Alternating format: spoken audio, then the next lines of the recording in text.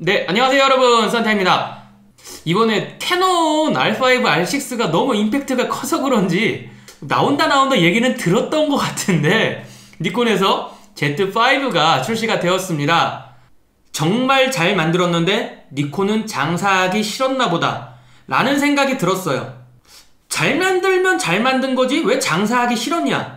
진짜 딱 이 컨셉이 아니고서는 어떻게 유튜브 영상을 만들지 못하겠더라고요. 그래서 왜 그런지 이유 한번 말씀드려보도록 할게요. 먼저 스펙을 한번 쭉 훑어보고요. 그 다음에 Z6와 Z5, 지금도 미러리스에선 가성비 바디로 괜찮은 Z6와 이번에 새로 나온 Z5를 한번 비교해보도록 하고요.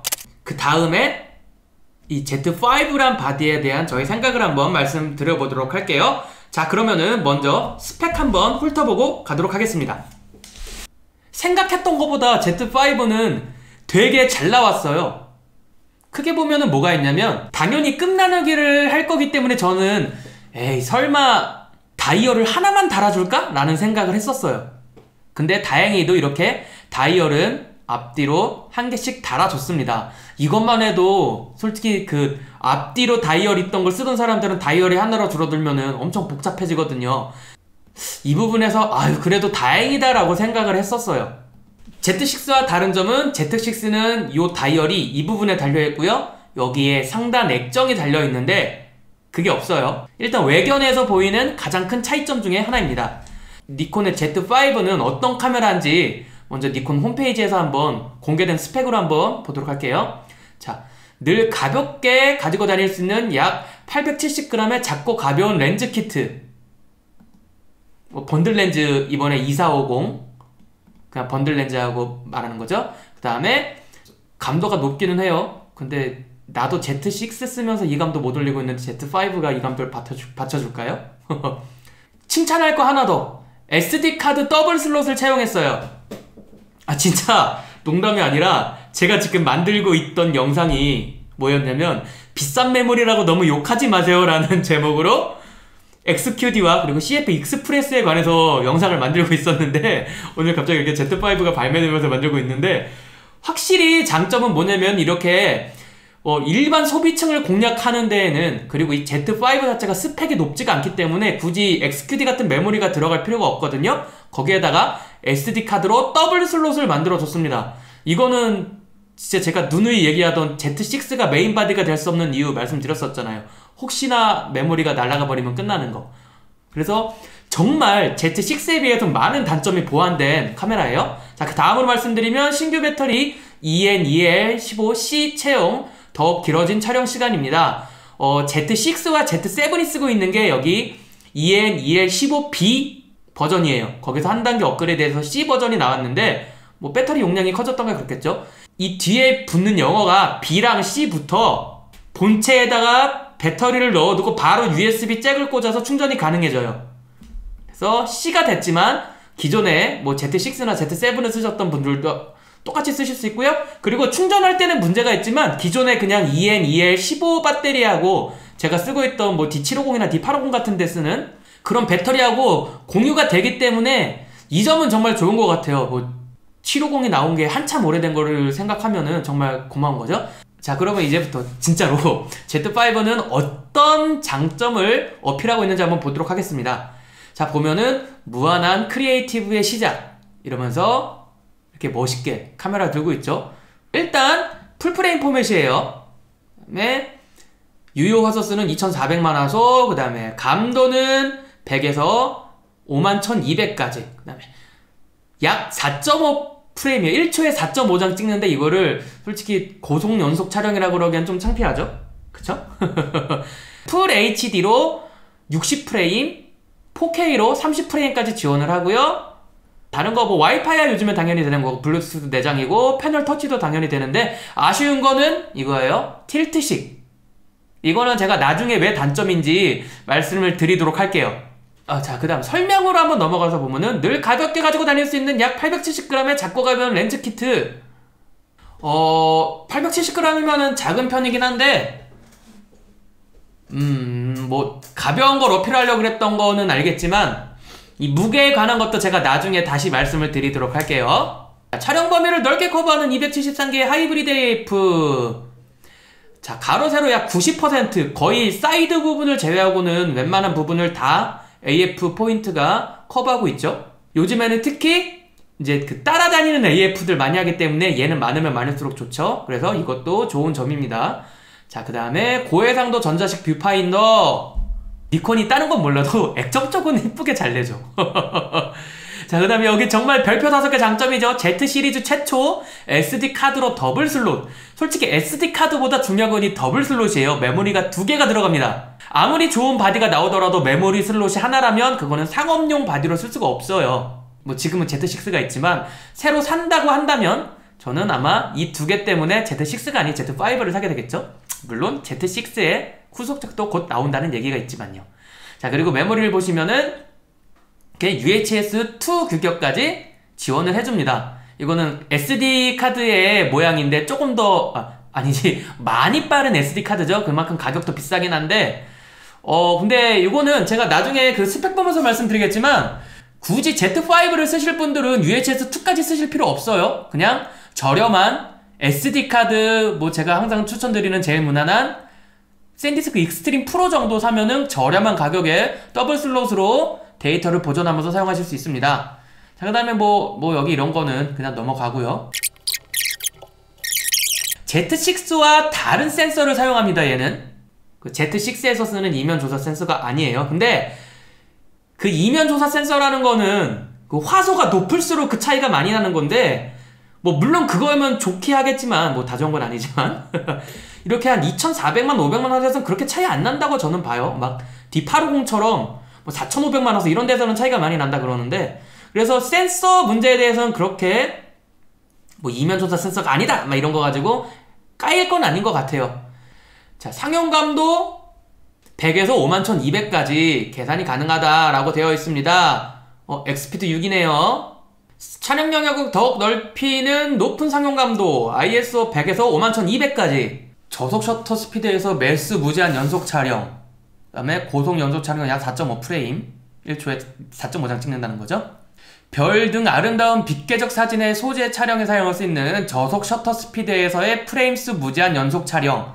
이거는 제가 그 D780에서도 한번 설명드렸던 건데 내가 뭐 밤이나 이런 거 사진 찍을 때 1초 이상으로 해서 사진을 찍는다고 했으면은 내가 사진을 찍는 시간보다 카메라가 사진을 처리하는 시간이 빠르다는 얘기예요. 그래서 컷수에 상관없이 무제한으로 찍을 수 있다라는 설명입니다. 이거는 좋은 거죠. 요즘 카메라들이 참 성능이 좋은 것 같아요.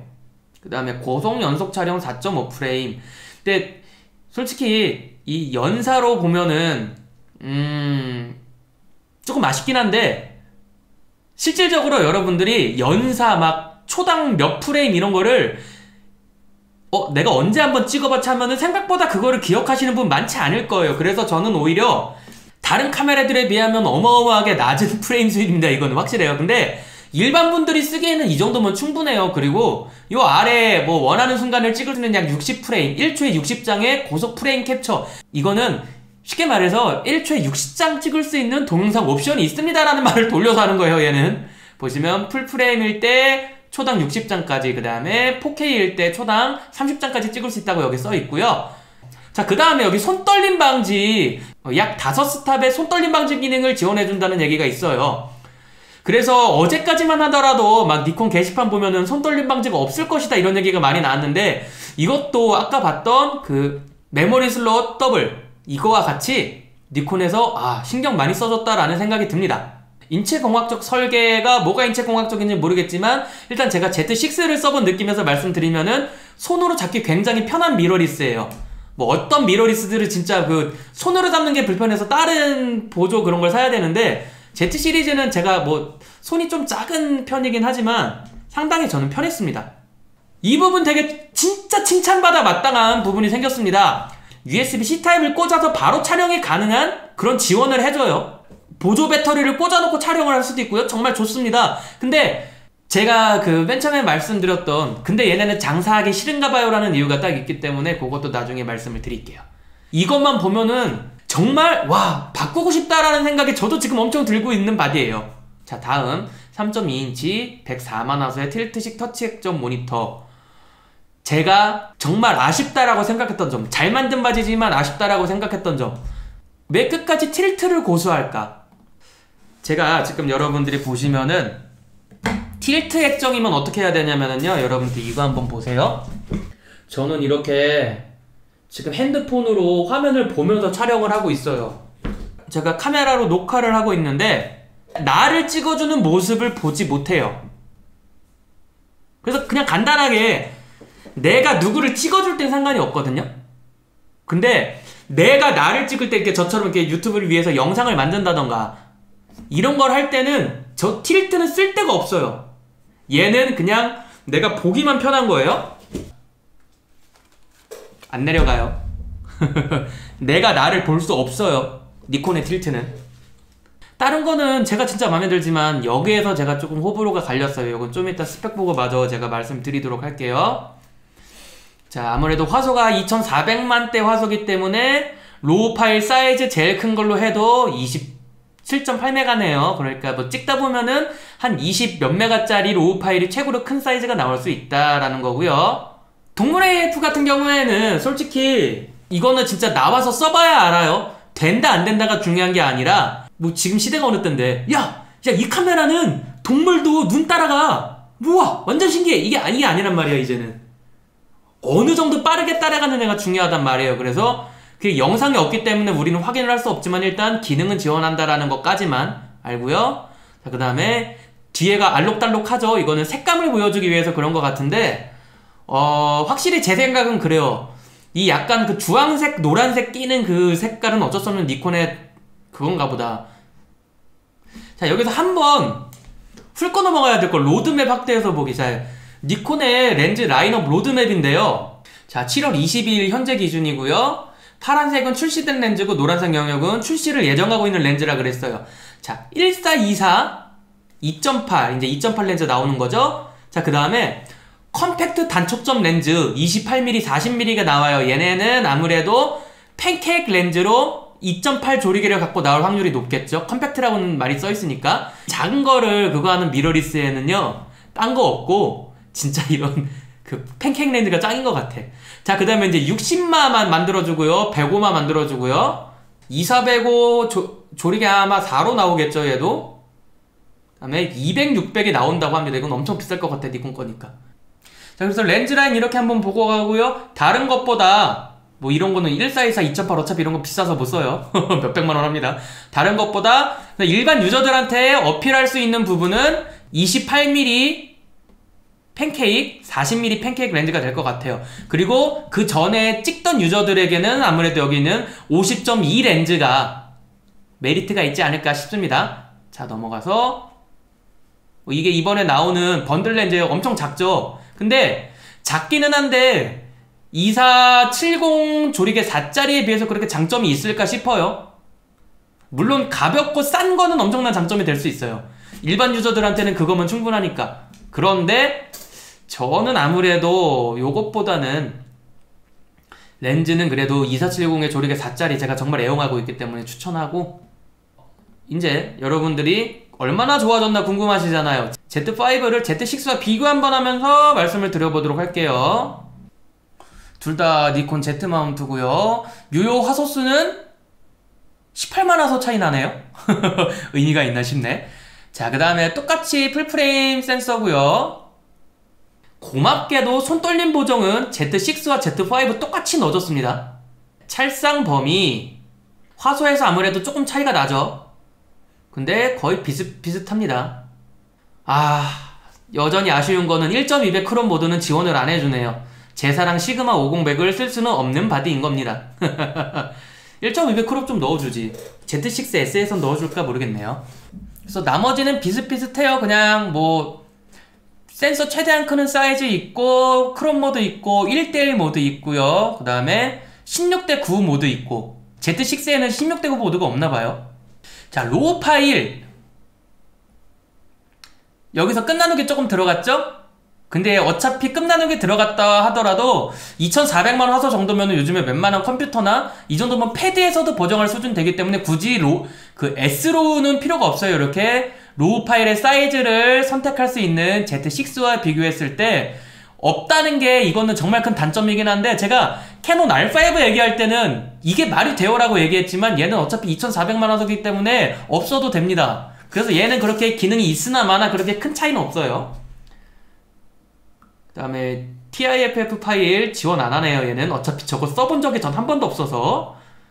자, 로우와 JPG의 동시 기록 가능, 로우와 JPG의 동시 기록 가능. 그러니까 일반 분들이 쓰실 때는 전혀 문제 없는 겁니다. Z6는 원슬롯으로 XQD, 그리고 이제 이번에 업데이트 돼가지고 CF 익스프레스도 같이 쓸 수 있죠. 근데 Z5에서는 저렴한 메모리를 쓰라고 SD 메모리 카드를 쓸 수 있게 해줬습니다. 그것도 SD 메모리 카드로 더블 슬롯이에요. 여기 보시면 더블 슬롯에 Z6는 없죠. 이거는 정말 크나큰 장점입니다. 이것만 보고도 제가 진짜 갈아타고 싶을 정도로.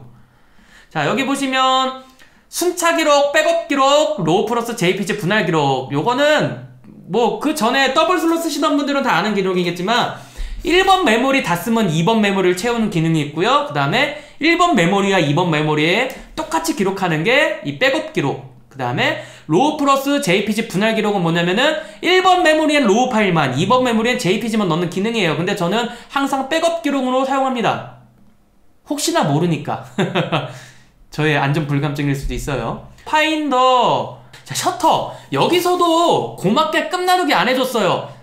야, 끝나눈다고 4000분의 1초 들어가면 어떡하지? 라고 생각했는데 8000분의 1초까지도 넣어줬습니다. 솔직히 사진만 찍는 사람한테 되게 좋은 바디임은 틀림없어요. 가격만 착하게 나와주면은. 연속 촬영 속도, 자, 고속 촬영. 자, Z6에서는 최대 화질로 했을 때 초당 9장까지 찍을 수 있는데 Z5 같은 경우엔 4.5로 줄었죠. 거의 반으로 줄었는데 생각보다 여러분 4.5프레임만 돼도 연사는 일반 유저분들이 찍기 그렇게 모자르다는 생각 안 들어요. 솔직히 진짜 찍어보면. 아쉽긴 하지만 가격이나 이런 걸 낮춰서 나온다고 봤을 때 4.5프레임도 충분히 이해가 갈만해요. 자, 측광 방식은 다 똑같고요. 멀티 패턴 쭉쭉쭉 넘어가고 다 똑같죠. 그냥 니콘 카메라들은 적어도 이 측광 모드에서 장난질을 안 치는 게 저는 정말 좋습니다. 자, 그리고 여기 측광 범위가 보시면 한 스탑이 줄어요. 이 정도로는 그렇게 차이가 많이 나지 않을 것 같아요. 마이너스 4나 마이너스 3이나. 여기 자동 브라켓팅에 여기 없는 것 같은데 Z5는 나중에 이게 나와요. 그래서 브라켓팅 기능도 똑같다라고 생각하시면 되고요. 자, 여기 ISO 감도, 상용 감도는 똑같은데요. 최고 감도가 Z5 같은 경우에는 하이2까지 올라가요. 그래서 하이2까지 가면은 ISO 204,800까지 올라가는데 Z5는 ISO가 하이1까지 올라갑니다. 그래서 ISO가 102,400에 상당하는 것까지 나온다 그러는. ISO 확장 감도라는 게 보면은 상용 감도는 51,200까지는 기계식으로 컨트롤하는 거고요. 이 확장 감도는 그 디지털 처리식으로 하는 거예요. 그래서 확장 감도까지 가면은 화질에 손해를 보기 때문에 웬만하면 이 상용 감도 안에서 해결을 하세요. 상용 감도는 똑같습니다. 51,200까지. 확장 감도가 다르네요. 자, 검출 범위가 조금 차이 나는데 이 정도는 그냥 뭐 봐줘야지 뭐. 근데 니콘은 워낙 잘 잡기 때문에 이런 거 그냥 상관없을 것 같아요. 자, 플래시 같은 경우에도 차이는 없어요. 그냥 원래 그냥 플래시는 쓰는 거 그대로 쓴다라고 생각하시면 되고요. 화이트 밸런스 똑같습니다. 니콘이 화벨은 잘 잡는다고 생각을 하는데 문제는 잡은 화벨이 조금 솔직히 제 생각에 마음에 안 드는 거고요. 자, 나머지도 넘어가고 여기 이제 동영상에서는 조금 차이가 나죠. 가장 큰 차이가 뭐냐라고 하면은 Z6 같은 경우에는 크게 찍은 다음에 4K로 줄여가지고 하면서 화질을 높여주는 기능을 사용하는데요.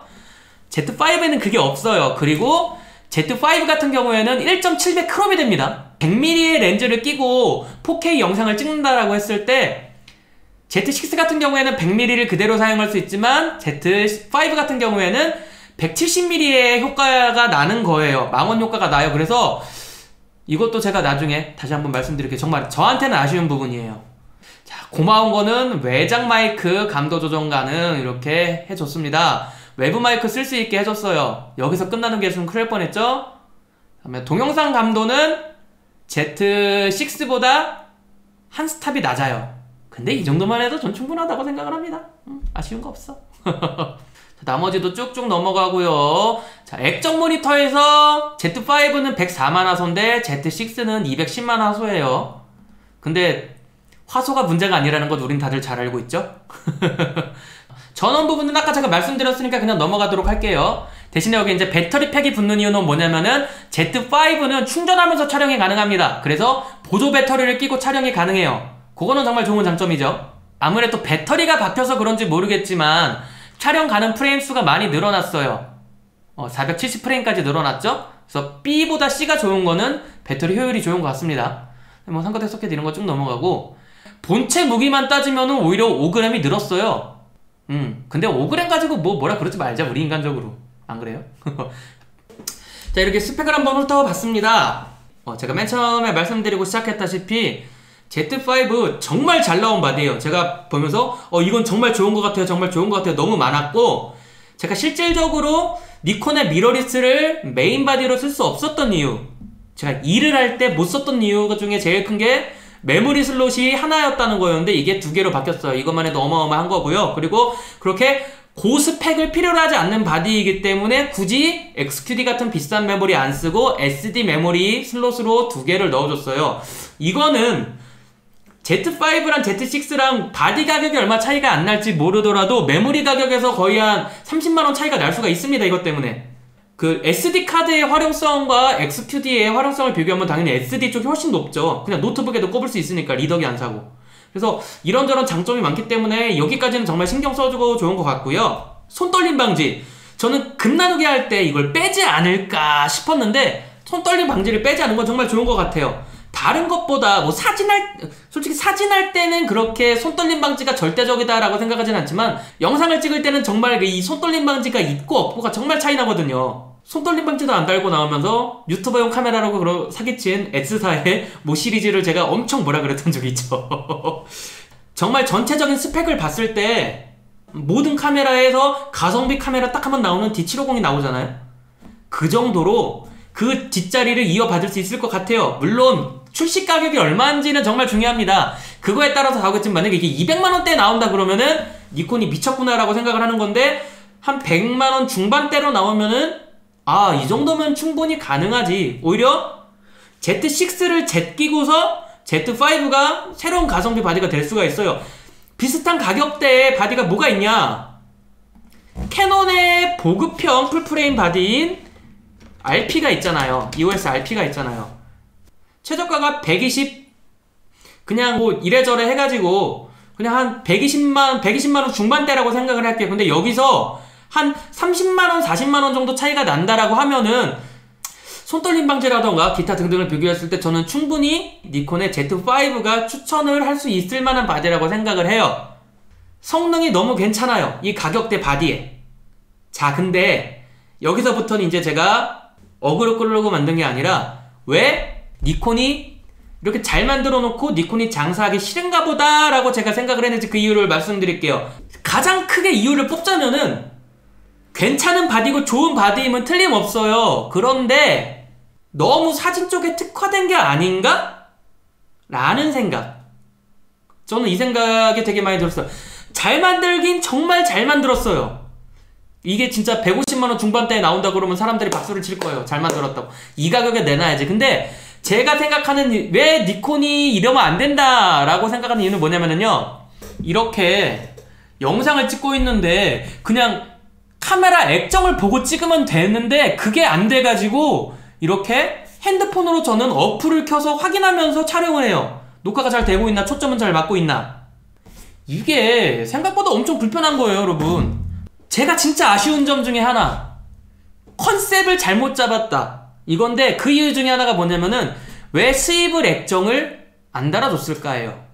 오히려 저는 가격이 한 5만원, 10만원 오르더라도 스위블 액정을 달았으면은 진짜 어디 가서든지, 제가 이제 그런 질문을 많이 받다 보니까 뭐 산타님 유튜브 하고 싶은데 가성비 괜찮고 잘 나오는 바디 추천해주세요 라고 했을 때 진짜 저는 스위블 액정만 달렸더라도 아무 거리낌 없이, 이번에 니콘에서 Z5라는 카메라가 나왔는데요, 스펙도 진짜 좋고요, 일반인들이 쓰기에 진짜 막 넘쳐나는 스펙에다가 거기다가 액정도 돌아가서요 혼자서 찍을 때도 진짜 좋아요.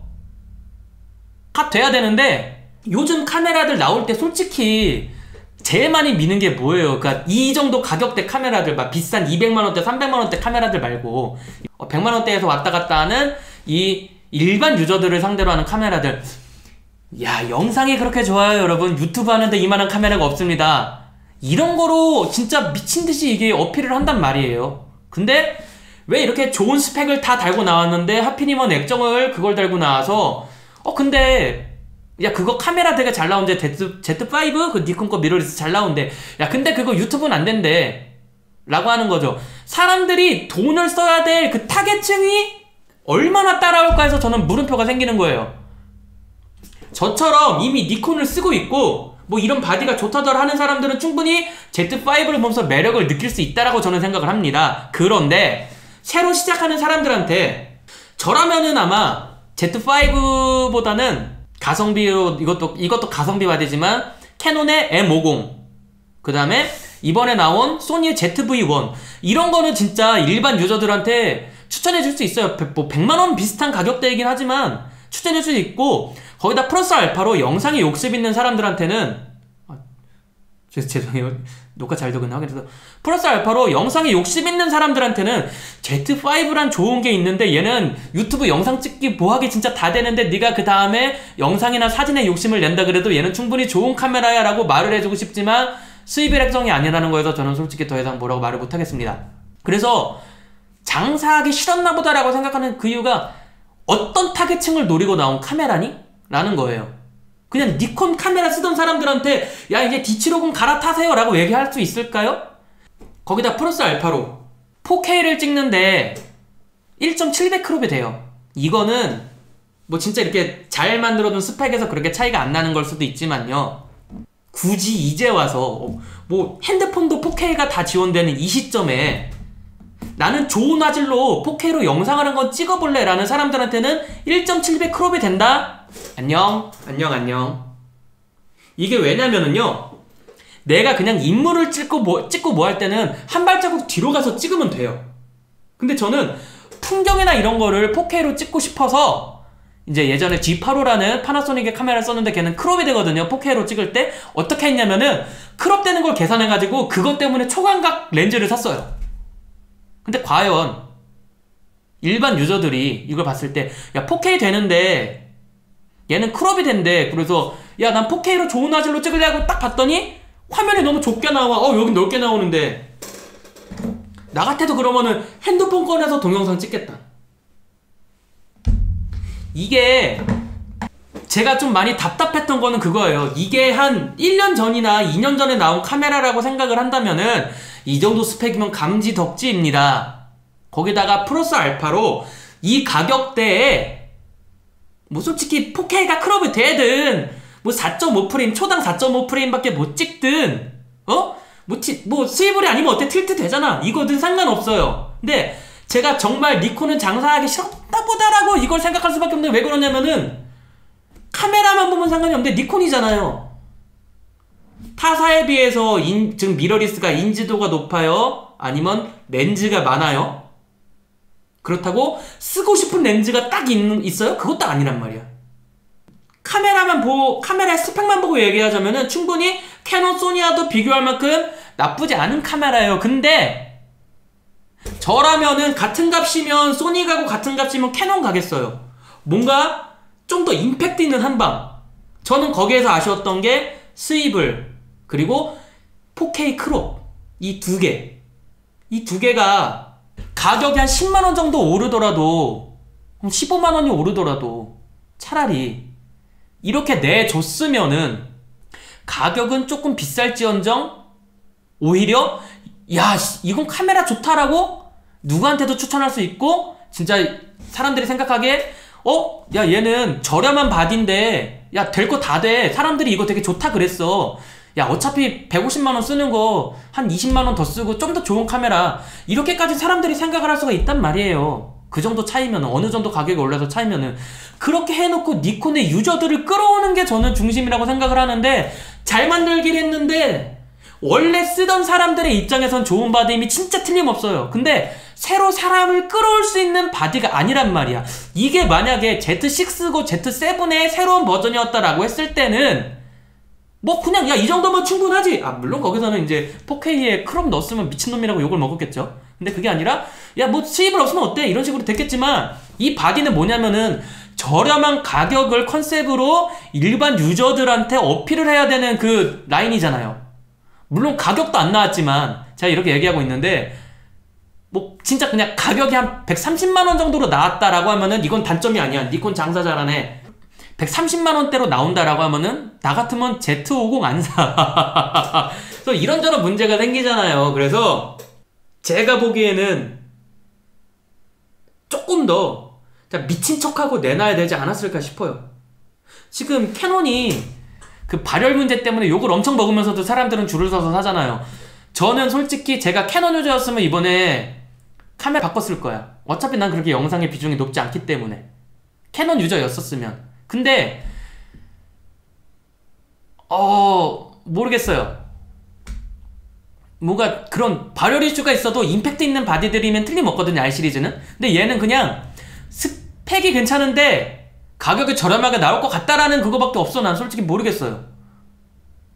그래서 제 생각은 그래요. 근데 여기에서 아까 제가 그 말씀드렸던 장점 중에 뭐 여러 개 있지만 뭐 충전하면서 촬영이 된다라던가 이게 니콘이 Z 시리즈 Z5 Z6-7이 안 된 게 나는 솔직히 잘못된 거라고 생각하는데 얘네는 Z6랑 Z7의 다음 버전에선 다 될 거잖아요. 충전기 꼽아서 뭐 촬영하고.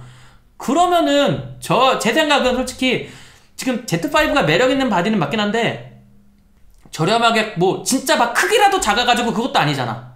그러니까 좋은 바디긴 한데 컨셉이 없어. 누구를 노리고 있는지 보이지 않아요, 제 눈에는. 근데 이게 만약에 가격이 180, 190 나왔다 그러면 비싸네.